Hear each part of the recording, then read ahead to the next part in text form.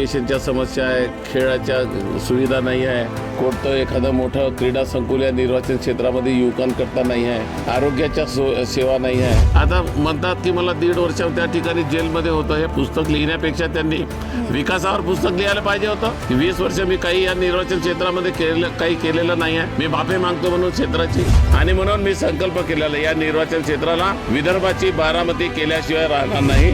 नमस्कार, मी रश्मी खेडीकर. महाराष्ट्राचा महासंग्राम या विशेष भागात आपण काटोल या मतदारसंघात आलेलो आहोत आणि आज आपण अतिशय महत्त्वाच्या व्यक्तीशी चर्चा करणार आहोत. त्यांची ओळखच एक सामाजिक कार्यकर्ते म्हणून आहे. सतत ते समाजासाठी काही ना काही करत असतात. पदावर नसताना सुद्धा त्यांनी अनेक विकास कामं केली आहेत. सध्या ते कृषी उत्पन्न बाजार समितीचे सभापती आहेत आणि बीजेपीकडून त्यांना उमेदवारी जाहीर झालेली आहे. त्यांचं या निवडणुकीत काय विजन आहे आपण जाणून घेणार आहोत. चरणसिंग ठाकूर दादा आपल्या सोबत आहेत. दादा, तुमचं या निवडणुकीत काय विजन असणार आहे? बेकारी. आमचा युवक या ठिकाणी गेल्या 20 वर्षापासून भटकंती करत आहे.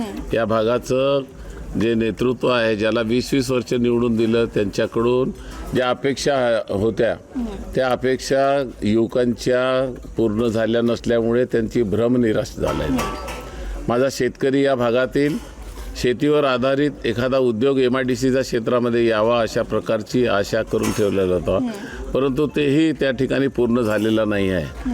आणि बाकीच्या ज्या समस्या आहे, इरिगेशनच्या समस्या आहे, खेळाच्या सुविधा नाही आहे, कोणतं एखादं मोठं क्रीडा संकुल या निर्वाचन क्षेत्रामध्ये युवकांकरता नाही आहे, आरोग्याच्या सेवा नाही आहे,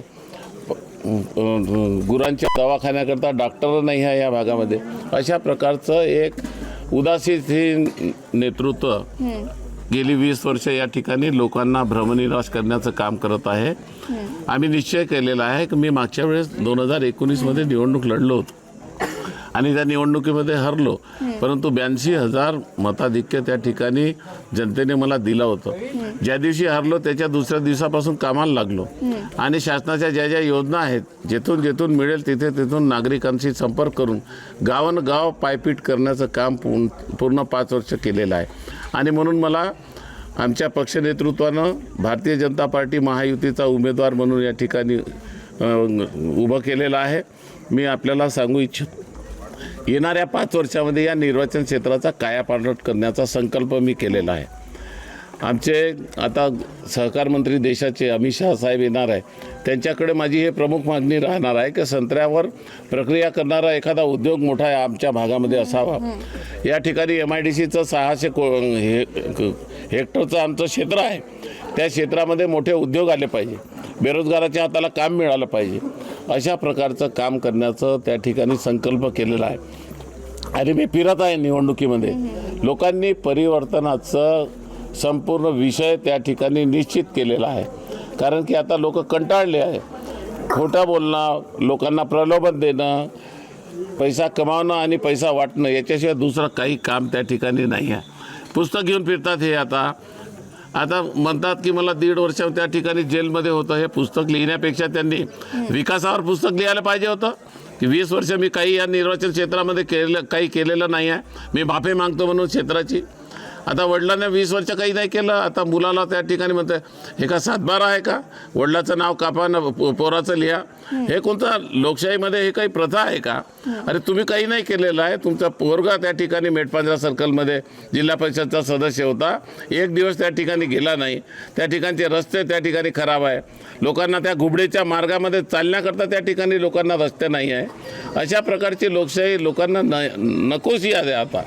आणि म्हणून मी संकल्प केलेला या निर्वाचन क्षेत्राला विदर्भाची बारामती केल्याशिवाय राहणार नाही. अशा प्रकारचा संकल्प करून बेरोजगार आहेत, शेतकरी आहेत, पाणीचे रस्ते नाही या शेताला जाण्याकरता, अशा प्रकारचं त्याचा माल त्याला आणता येत नसेल तर मग कशाची लोकशाही आहे? कोणाला सांगायचं? आणि म्हणून या निर्वाचन क्षेत्रामध्ये आता महायुतीचं सरकार आणण्याकरता संपूर्ण जनता त्या ठिकाणी आता आपला निश्चय त्यांनी केलेला आहे. या भागामध्ये कमळ फुलणार आणि 20 तारखेला त्या ठिकाणी लोक मतदानाच्या माध्यमातून एक नवीन संदेश त्या ठिकाणी विकासाचं पर्व सुरू करण्याकरता आपला त्या ठिकाणी सगळं सहकार्य या ठिकाणी करणार आहे. बिलकुल दादा, आता सातत्याने तुम्ही विकास कामं करत आहेत. आता ही ग्रामीण भागासाठी तर तुम्ही खूप मोठ्या प्रमाणात जे आहे कार्य करता. आता कुठलीही निवडणूक म्हटलं किंवा सामान्य माणसांचे प्रश्न म्हटलं तर हे मुद्दे येतात. या मुद्द्यांना घेऊन निवडणूक लढवली जाते. ते म्हणजे BSP फॅक्टर, बिजली, सडक आणि पाणी.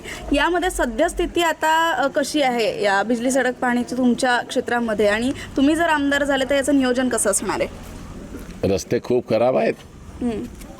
रस्ते खूप खराब आहे. सिंचनाच्या सोयी नाही आहे. जे प्रकल्प आहे त्याच्यामध्ये पाणी त्या ठिकाणी गाळ इतका आहे का पाणी वरतं त्या ठिकाणी येते आणि 2 महिन्यामध्ये खतम होऊन जाते. म्हणून सगळे गाळ काढून त्या ठिकाणी जे आमचे मोठे डॅम आहे त्यांचं पाणी जे कॅनलला जाते ना ते पाणी अर्ध वाया जाते आणि त्याच्याऐवजी त्या ठिकाणी पाईपलाईनच्या द्वारे सगळ्या शेतीमध्ये 4 पट पाणी जाऊ शकते. ती योजना केंद्र सरकारच्या माध्यमातून माननीय अमित शहा साहेबांच्या माध्यमातून या निर्वाचन क्षेत्रामध्ये आणण्याचा माझा प्रामाणिक प्रयत्न त्या ठिकाणी राहणार आहे. खूप काही करण्याजोगं या निर्वाचन क्षेत्रामध्ये आहे आणि ते करण्याकरता कृतसंकल्प मी त्या ठिकाणी आहे. मोठ्या प्रमाणामध्ये आमच्या भागामध्ये जे युवक आहे ना, एक मैदान नाही आहे खेळण्याकरता, मुलांना त्या ठिकाणी चांगल्या सोयी नाही आहे, चांगल्या लायब्रऱ्या नाही आहे या ठिकाणी. त्याची विद्वत्ता जी आहे त्याला कुठंतरी प्रशिक्षित होऊन त्या ठिकाणी अभ्यास करून आपल्या कॉम्पिटेटिव्ह एक्झाममध्ये त्या ठिकाणी त्याला रोजगाराची संधी उपलब्ध होईल अशा काहीच त्या ठिकाणी दालन उभे केलेले नाही आहे. काटोलमध्ये आता मला जबाबदारी ज्या ठिकाणी मिळाली, काटोल शहराचं नाव संपूर्ण भारतामध्ये 3ऱ्या क्रमांकावर त्या ठिकाणी आणलं.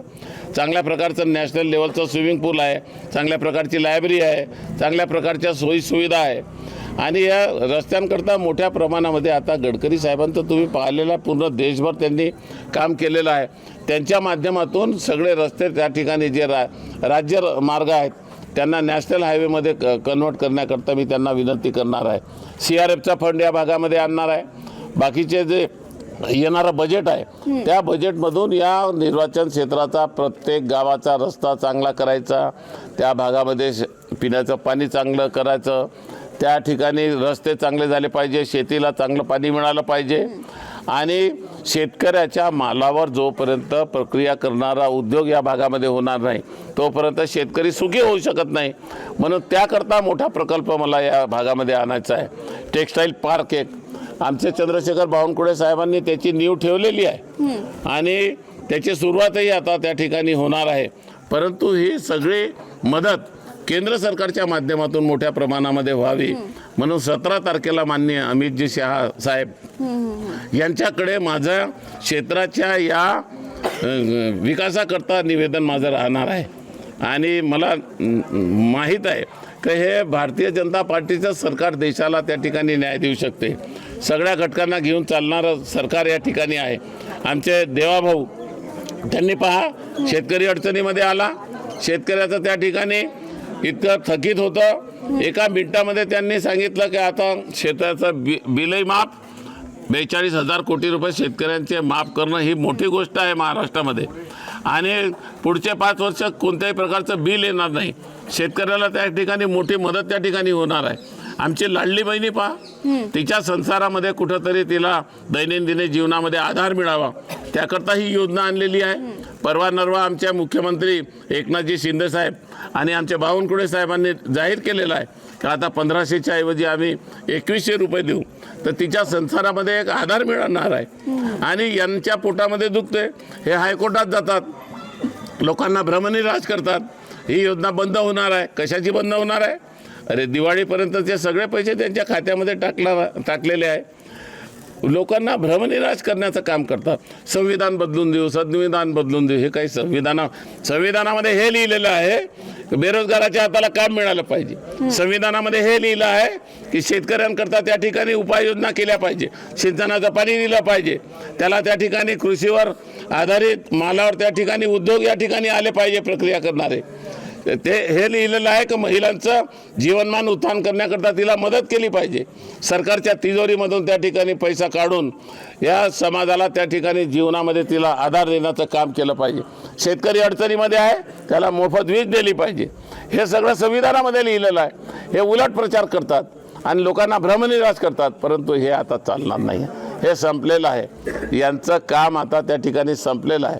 मोठ्या प्रमाणामध्ये कशा पद्धतीने एक आमदार इथं निवडून येते, राज्याचा गृहमंत्री होते, कशा पद्धतीने कोणाचा संबंध होता तिथं हे म्हणत होते. चांदीवाला आयोगानं मला मुक्त सोडलेलं आहे. कशाचा मुक्त सोडलेला आहे यांना? त्यांनी काल सांगितलेलं आहे, आपल्या तोंडातून सांगितलेलं आहे, त्यांनी टी व्हीवर जाहीरपणे सांगितलेलं आहे की कसल्याही प्रकारचं यांना त्या प्रकारची सूट दिलेली नाही आहे, हे यांना मुक्त केलेलं नाही आहे. हे आरोपी आहेत. हे प्रकृतीच्या कारणामुळे त्यांना त्या ठिकाणी जमानत दिलेली आहे, ते कोर्टाने मेहरबानी केलेली आहे. आणि इथे सांगतात त्या ठिकाणी की या नेत्यांनी केलं, त्याने कोणत्या नेत्याचा संबंध होता त्या ठिकाणी? ज्यांच्या मार्फत वसुली केली त्यांनीच त्या ठिकाणी कोर्टामध्ये गेले. यांचंच आघाडीचं सरकार होतं, त्याच सरकारच्या याच्यामध्ये हे जेलमध्ये गेलेले आहेत.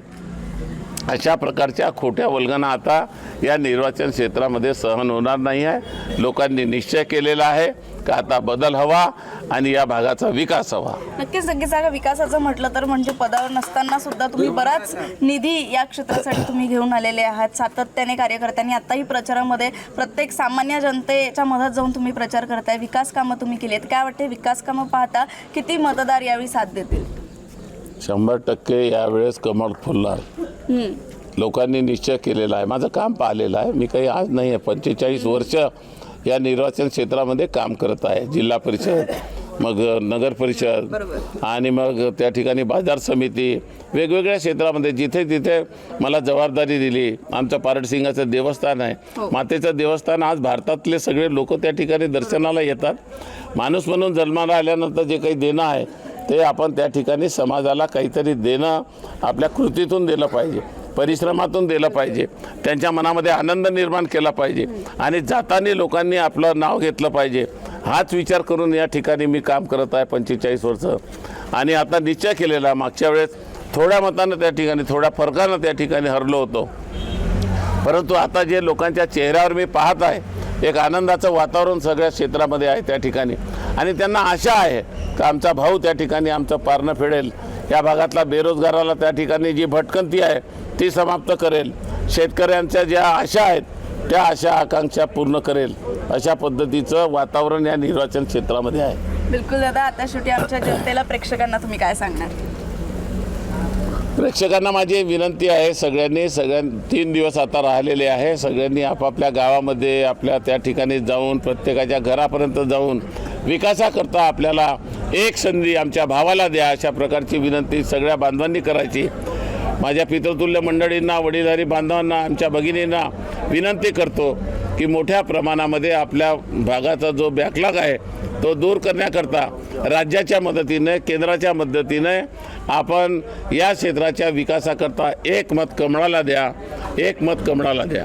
बिलकुल, नक्कीच दादा, हे स्वप्न लवकरच पूर्ण होईल अशी आशा करते. आज तुम्ही नवभारत नवराष्ट्राशी जोडले, संवाद साधला, तुमचा वेळ दिला त्यासाठी आपले खूप खूप आभार आणि येणाऱ्या वाटचालीसाठी या निवडणुकीसाठी खूप खूप शुभेच्छा. धन्यवाद. धन्यवाद.